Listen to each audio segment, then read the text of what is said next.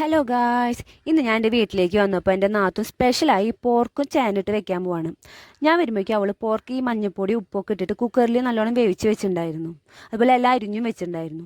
ഇനി നമുക്ക് ചീനച്ചട്ടിയിൽ വെളിച്ചെണ്ണ ചൂടാക്കിയിട്ട് അതിലേക്ക് സബോള, ഇഞ്ചി, പച്ചമുളക്, കറിവേപ്പിലൊക്കെ ഇട്ടിട്ട് 2-3 മിനിറ്റ് നല്ലോണം വഴറ്റി വെക്കാം കേട്ടോ.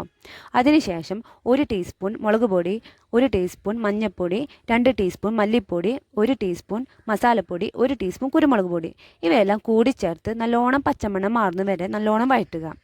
ഈ പൊടികളൊക്കെ മൂത്ത് വരുന്ന സമയത്ത് നമുക്ക് ഇതിലേക്ക് വേവിച്ച പോർക്കിൻ്റെ വെള്ളം നന്നായി മിക്സ് ചെയ്ത് കൊടുക്കാം കേട്ടോ.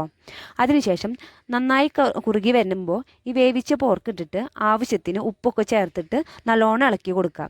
പിന്നെ ഒരു 5 മിനിറ്റ് മൂടി വെച്ചതിന് ശേഷം നല്ലോണം ഇളക്കിയതിന് ശേഷം ഒരു മുറി നമ്മുടെ ചെറുനാരങ്ങയില്ലേ അതിട്ടിട്ട് പിഴിഞ്ഞു കൊടുക്കുക.